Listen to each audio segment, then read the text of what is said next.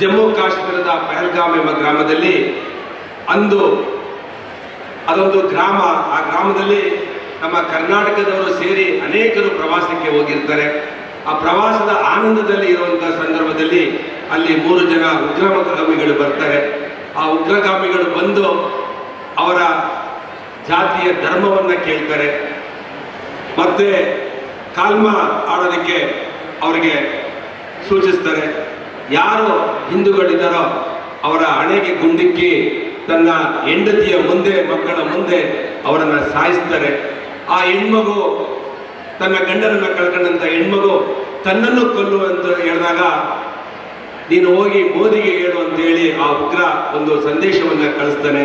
ಅಂತ 26 ಜನ ಸತ್ತಂತ ಸಂದರ್ಭದಲ್ಲಿ ಕರ್ನಾಟಕದಿಂದ ಕೂಡ 2 ಪ್ರವಾಸಕ್ಕೆ ಹೋಗಿರ್ತಾರೆ. ಆ 2 ಕೂಡ ಅವತ್ತು ಜೀವವನ್ನು ಕಳ್ಕೊಳ್ತಾರೆ. ಆದರೆ ಅವತ್ತು 26 ಆತ್ಮಗಳು ಹತ್ಯೆ ಆಗಲಿಲ್ಲ. ಅವತ್ತು ಇಡೀ ಭಾರತದ ಮೇಲೆ ಆ ಪಾಪಿಗಳು ದಾಳಿಯನ್ನ ಮಾಡ್ತಾರೆ. ಮತ್ತೆ ಭಾರತದ ಹಿಂದೂ ಅಸ್ಮಿತೆಯ ಮೇಲೆ ದಾಳಿಯನ್ನ ಮಾಡ್ತಾರೆ.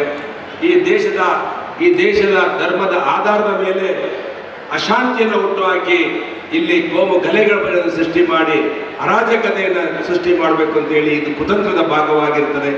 ಆದರೆ ಆ ಘಟನೆ ನಡೆದು 15 ದಿವಸಗಳಾದರೂ ಕೂಡ ನಮ್ಮ ದೇಶದ ಪ್ರಧಾನಮಂತ್ರಿಗಳು, ನಮ್ಮ ಸೈನ್ಯ ಪಡೆಗಳು ಬಹಳ ಸಂಯಮದಿಂದ ವರ್ತನೆಯನ್ನು ಮಾಡ್ತಾರೆ.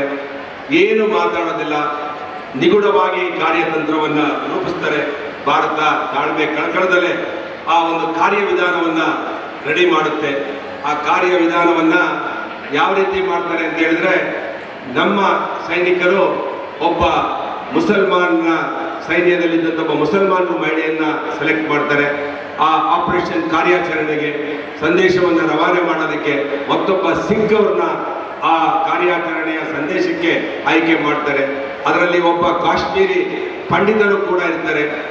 ಮತ್ತೆ ನಮ್ಮ ದೇಶದ ಎಲ್ಲ ಜಾತಿ ಧರ್ಮಗಳು ಸೇನೆಯಲ್ಲಿರುವಂಥವ್ರು ಒಂದಾಗಿ ಯುದ್ಧವನ್ನು ಮಾಡಬೇಕು ಅಂತೇಳಿ ಆ ಕಾರ್ಯಾಚರಣೆಯನ್ನು ಮಾಡ್ತಾರೆ.